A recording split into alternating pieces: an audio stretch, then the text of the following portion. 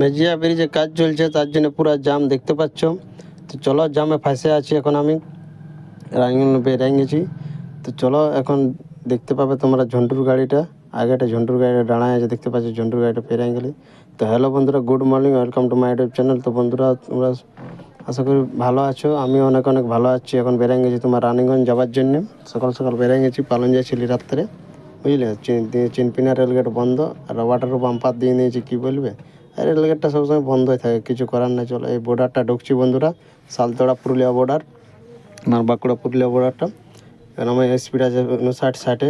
তো চলো ঝাড়ে যাচ্ছি, মেজিয়া ঢুকে গেলে মেজিয়া এখানে বাঁ দিকে ঘুরে দেবো, আর ডান দিকে চলে যাচ্ছে তোমার সোজা বাঁকুড়া। তো চলো তোমরা দেখতে থাকো, মেজিয়া পেরাচ্ছে এখন, জাম লাগে নাই, ঝাড়ে নিয়ে যাচ্ছি। সূর্যটা উঠে গেছে, রোদ দিচ্ছে হালকা হালকা। এবং লাগাই দিয়েছি গাড়িটা খালি পয়েন্টে, লোকেশান পৌঁছে গেছি। গাড়িটা খুলে খালি রেডি করে রেখে দিয়েছি। এই ছোটো গাড়িটা খালি হয়েছে, তারপরে আমারটা খালি বেরিয়ে গেলি। খালি করে তোমার এবারে যাবো দুবরাজপুর, ওই রোডটায় লোড হবো, বুঝলে। হাইওয়েটা এখন আছে, হাইওয়েটা বেরিয়ে গেলি।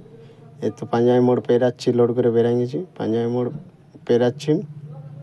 তো চলো রানীগঞ্জ টাউনটায় আছি এখন, টাউনটায় হালকা হালকা 12টা বাজলো না, হালকা হালকা জাম লাগবে। কি দেখো কিসের মিটিং মোড়ে কে জানি নেই, কেউ যদি জানো তো কমেন্ট করে জানাও বন্ধুরা, কিসের মোড়ে জানি নেই। আর দুজন পুরো ঝান্ডা নিয়ে যাচ্ছে দেখতে পাচ্ছ, দেখো।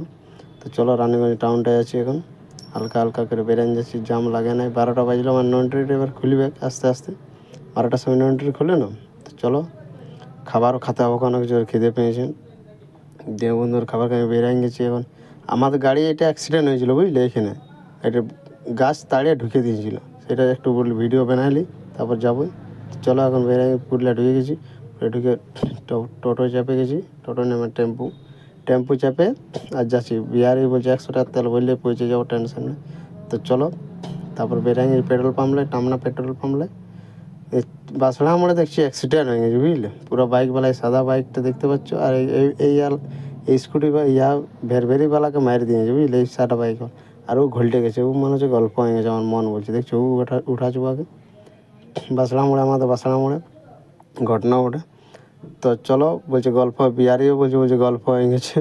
আমি ঠিক আছে, দেখা যাক, যা আবার হবে, আর কী করে, কিছু করার নেই। তো আমিও বাড়ি পৌঁছে গেছি, বাড়ি পৌঁছার পর আমার মেয়ের কাছে চলে এসেছি, আর সেখানে মাছ খাচ্ছে দেখতে পাচ্ছ।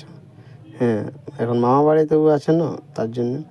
তো চলো আমিও মাছ ভাজা আমাকে দিয়েছে, বলছে খেয়ে নাও, আমিও খেয়ে নিলি।